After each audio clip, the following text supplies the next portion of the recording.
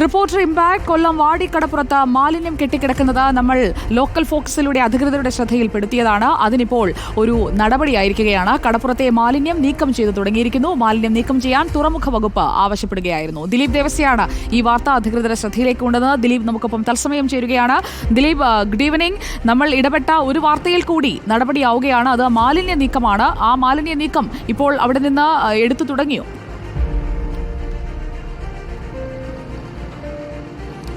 Good evening Sujaya. ഞാൻ ഈ നിൽക്കുന്ന സ്ഥലമെല്ലാം നമ്മുടെ പഴയ വാർത്തയിൽ കണ്ടാൽ മനസ്സിലാകും വലിയൊരു മാലിന്യ കൂമ്പാരമായിരുന്നു.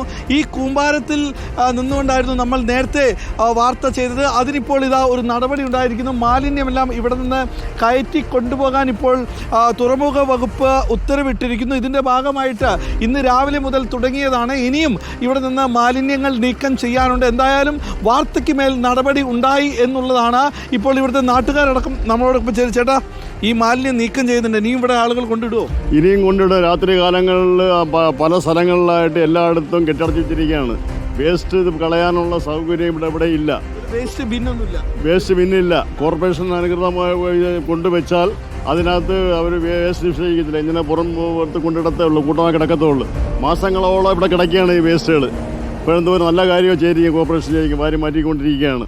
ഇനിയും അത് 2 ദിവസത്തിനകം ഇതിന് കൂടുതൽ ഇവിടെ ചവറുകൾ വീഴാൻ സാധ്യതയുണ്ട്. സുജയ, ഇവിടെ വേസ്റ്റ് പ്രോപ്പറായിട്ട് നിക്ഷേപിക്കാനുള്ള ഒരു സ്ഥലം ഇല്ല എന്നുള്ളതാണ് ഈ പ്രദേശത്തെക്കുറിച്ച് പറയുന്നത്. കാരണം കൊല്ലം ജില്ലയിലെ, കൊല്ലം നഗരത്തിലെ പല സ്ഥലങ്ങളിൽ നിന്നടക്കം മാലിന്യം ഇങ്ങനെ കൊണ്ടുവരികയും ചെയ്യുന്നു. ഇവിടെ കൊണ്ടുവന്ന് ഇടുകയാണ്. ചേട്ടാ, ഇവിടെ മാലിന്യം കൊണ്ടിടാനുള്ള സ്ഥലം ഉണ്ടായാൽ കുഴപ്പമില്ലല്ലേ?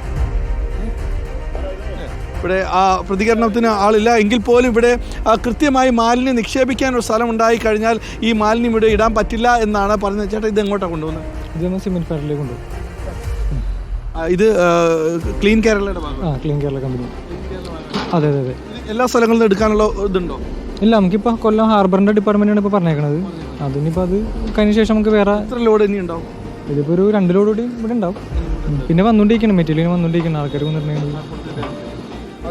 ഇത് തന്നെയാണ് പറയുന്നത്. കാരണം എന്തായാലും വാടിക്കടപ്പുറത്തെ മാലിന്യം നീക്കം ചെയ്തു തുടങ്ങി എന്നത് നല്ല കാഴ്ചയാണ്. ഇനി അവിടെ മാലിന്യം എത്താതിരിക്കുന്നതിന് കൃത്യമായ നിരീക്ഷണ സംവിധാനങ്ങൾ ഉണ്ടാകുമോ എന്നതാണ് അറിയേണ്ടത്. ഇത്ര കാലമായി അവിടെ കൂടിക്കിടക്കുകയായിരുന്നു ആ മാലിന്യം. നമ്മൾ 2-3 മാസം മുൻപ് ഈ ദൃശ്യങ്ങൾ അധികൃതരുടെ ശ്രദ്ധയിൽപ്പെടുത്തിയതാണ്. ഇപ്പോൾ എന്തായാലും അതിനൊരു പരിഹാരം ആയിരിക്കുകയാണ്. Thank you Dileep Devasya.